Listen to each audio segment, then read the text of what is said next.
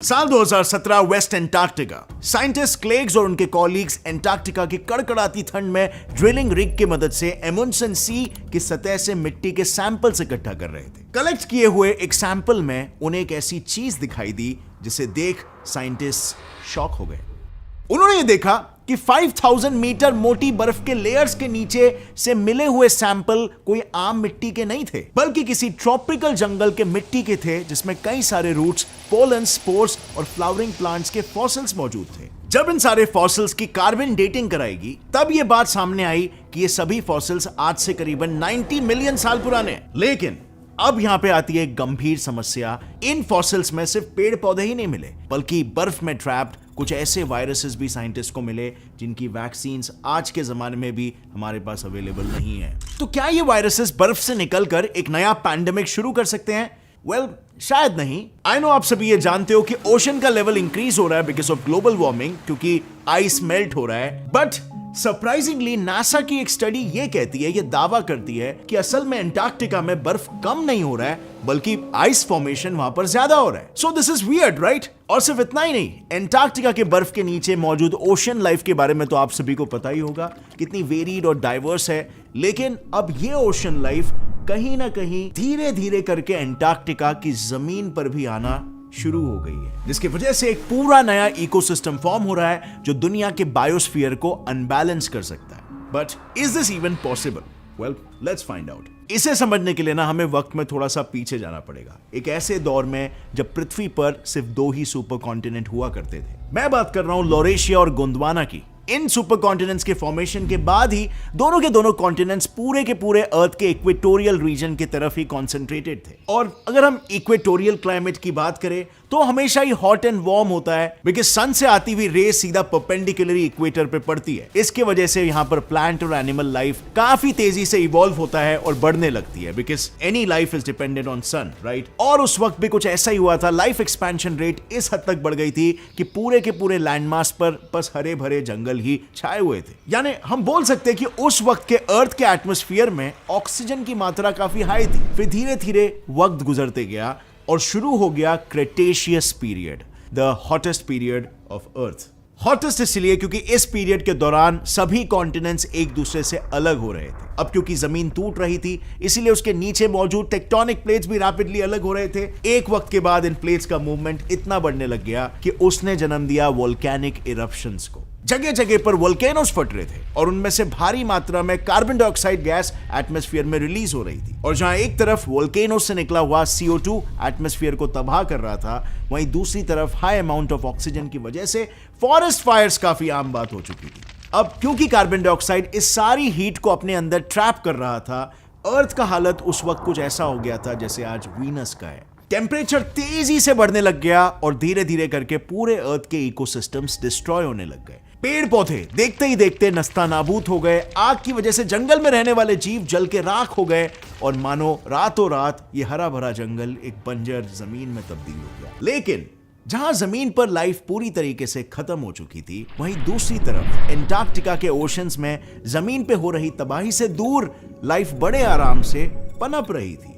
अब फ्रेंड्स, यहां पर मैं आपको बता दूं कि लाइफ बस सिर्फ एक ही तरह की नहीं होती। अगर लाइफ ब्यूटीफुल हो सकती है तो लाइफ एकदम खौफनाक भी हो सकती है, किसी हॉरर मूवी की तरह। और इसी का एक सबूत हमें मिला साल 2013 और 2015 में, जब साइंटिस्टों ने एंटार्क्टिका के सीमूर आइलैंड पर एक ब्लू व्हेल जितने बड़े मोजासॉरस के फॉसिल्स मिले। बेसिकली आज से 90 मिलियन साल पहले मोजासॉरस एक तरह का रेप्टाइल हुआ करता था, जो अपने पेट भरने के लिए bony fish, sharks, birds, sea turtles, in fact कभी कभी तो अपने ही प्रजाति के जीवों को भी शिकार बना लेता था। बट उस वक्त मोजासॉरस इकलौता ऐसा रेप्टाइल नहीं था। मोजासॉरस के फॉसिल्स के साथ साथ साइंटिस्टों को साल 2019 में हुए एक रिसर्च में एक और फॉसिल मिला था, और वो फॉसिल था आर्कोसॉरस का, यानी कि हमारे रियल लाइफ क्रोकोडाइल के एंसेस्टर का। ये जीव भी सभी मरीन लाइफ और साथ ही इंसेक्ट्स और मैमल्स का भी शिकार करते थे।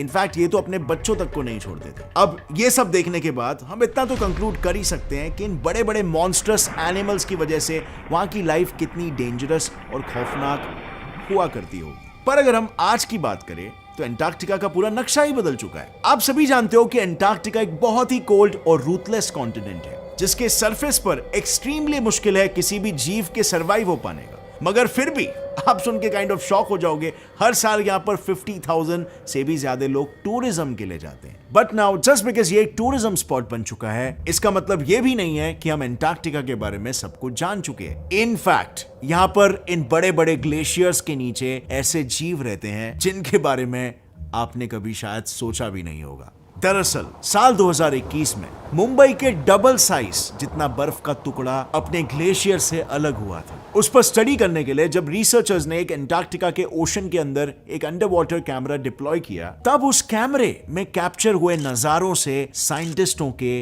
होश उड़ गए। उन्होंने देखा कि एंटार्क्टिका की मोटी बर्फ के नीचे ओशन में एक पूरा का पूरा इंडिपेंडेंट इकोसिस्टम है जो कई छोटे जीव जंतुओं से भरा पड़ा है, जिनके लिए रॉक्स और सी बॉटम्स ही उनका घर है और माइक्रोस्कोपिक एल्गी और ऑर्गेनिक पार्टिकल्स उनका खाना।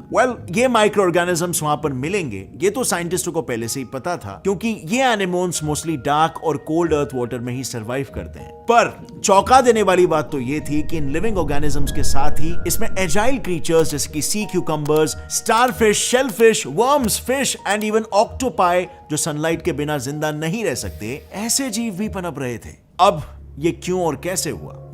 ये अब तक साइंटिस्टों के लिए एक मिस्ट्री है। वो कहावत आपने सुनी होगी, life always finds a way. Life ने धीरे धीरे करके एंटार्क्टिका के सरफेस पर भी आना शुरू कर दिया है। Now just look at this image. नहीं, ये कोई फोटोशॉप इमेज या पेंटिंग नहीं है, बल्कि ये एल्गी है जो मेल्टिंग स्नो पर धीरे धीरे ग्रो हो रहा है। दिस कुड मीन कि हम हमारी आंखों के सामने ही लाइफ को फिर एक बार पानी से निकलकर जमीन की ओर बढ़ के एक पूरा नया ही इकोसिस्टम बनते हुए देख रहे हैं। और इसके पीछे की वजह आई थिंक आप सभी को पता है, ग्लोबल वार्मिंग। इस बढ़ते टेम्परेचर की वजह से एक तरफ एल्गी बढ़ रहा है और दूसरी तरफ हर साल 39 बिलियन गैलन से भी ज्यादा बर्फ पिघल रहा है। और अगर ऐसा ही चलता रहा तो उसका असर क्या होगा, ये तो हम सभी जानते हैं। पूरी दुनिया डूब सकती है। अब वो बात अलग है कि ऐसा होने के लिए लाखों साल लग जाएंगे, बट एक चीज ऐसी हो सकती है जो कि कुछ ही सालों में लाइफ को खत्म कर दे। And this is a very serious threat जो बहुत ही कम लोग रियलाइज करते हैं। वायरसेस। जिन ग्लेशियर्स को हम सिर्फ फ्रोजन आइस समझ रहे हैं, वो सिर्फ कोई बर्फ नहीं है। इन टुकड़ों में कई साल पुराने वायरसेस ट्रैप्ड है।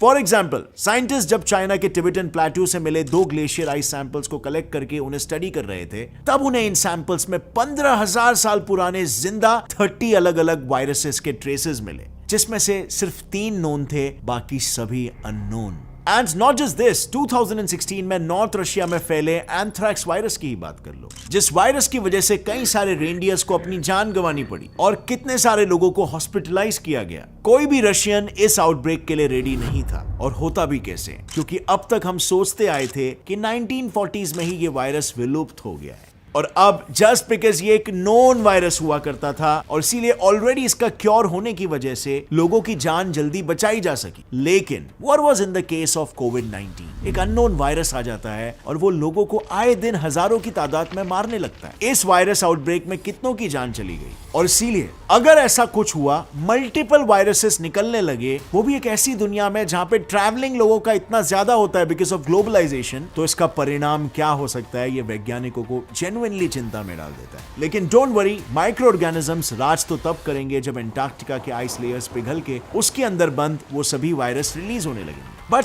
लेट मी टेल यू कि फ्यूचर में ऐसा कुछ होने के चांसेस काफी कम है। और ये मैं कोई हवा में बात नहीं कर रहा हूं। आई नो हम सभी ने पढ़ा है कि ग्लोबल वार्मिंग काफी हद तक बढ़ गया और इस बढ़ते टेम्परेचर की वजह से बर्फ धीरे धीरे पिघल रही। लेकिन इन रियलिटी ग्लोबल वार्मिंग बर्फ को मेल्ट नहीं कर रही है, बल्कि इन ग्लेशियर्स पर एक और बर्फ की परत चढ़ रही है। और ऐसा मेरा नहीं बल्कि नासा के साइंटिस्टों का कहना है। अब ऐसा क्यों हो रहा है ये समझने के लिए हमें फिर एक बार समय में पीछे जाना पड़ेगा, जब एंटार्क्टिका साउथ अमेरिका और ऑस्ट्रेलिया से अलग हो रहा था। जैसे ये तीनों एक दूसरे से अलग हुए, एंटार्क्टिक सर्कमपोलर करंट ने एंटार्क्टिका के चारों ओर अपना कब्जा जमा लिया। अब हम सब ओशन करंट्स के बारे में तो जानते ही है। यस, 2 टाइप के होते हैं, वार्म ओशन करंट और cold ocean current. Basically warm ocean currents यानी ऐसे करंट्स जो इक्वेटर पर क्रिएट होते हैं और पोल्स की तरफ ट्रैवल करते हैं, और उसके ऑपोजिट होते हैं कोल्ड ओशन करंट्स जो पोल्स पर क्रिएट होते हैं और इक्वेटर की तरफ मूव करते हैं। इन करंट्स की वजह से उस पर्टिकुलर रीजन का टेम्परेचर स्टेबल रहता है। लेकिन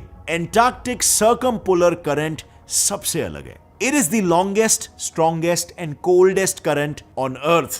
ये करंट किसी भी आम विंड करंट के मुकाबले 2 गुना तेजी से बहता है और अपने साथ 580 करोड़ से लेकर 640 करोड़ क्यूबिक फीट जितने पानी को मूव करता है, जो कि इतना ज्यादा है कि इससे 7,700 ओलंपिक साइज स्विमिंग पूल को आराम से भरा जा सकता है। अब आप ही सोचो, अगर इतनी तेजी से कोल्ड करंट्स मूव करेगा तो क्या कभी उस एरिया में cold warm ocean current produce या ट्रैवल कर पाएंगे? ऑब्वियसली नहीं। जो हॉट और कोल्ड करंट उसी जगह के एनवायरनमेंट को हैबिटेबल रखता है वो वहां तक पहुंचता ही नहीं है और इसीलिए कभी ये बर्फ पिघलेगी ही नहीं। लेकिन ये बस नासा द्वारा की गई एक स्टडी है जिसके ऊपर वो खुद अब तक श्योर ही नहीं है, क्योंकि इसे प्रूफ करने के लिए उनके पास अभी तक कोई प्रूफ नहीं है। सो अभी हम बेसिकली इन 2 पॉसिबल आउटकम्स के बीच पिस चुके हैं। एक तरफ ग्लोबल वार्मिंग रियली हो रहा है और एंटार्क्टिका का बर्फ पिघल रहा हो सकता है, जो कि आगे एक्सेलरेट होगा और एंटार्क्टिका को अपने 90 मिलियन साल पुराने वाले रूप में वापस लेकर आ जाएगा। दूसरी तरफ हमारे सामने आती है नासा की ये थियरी, जो कह रही है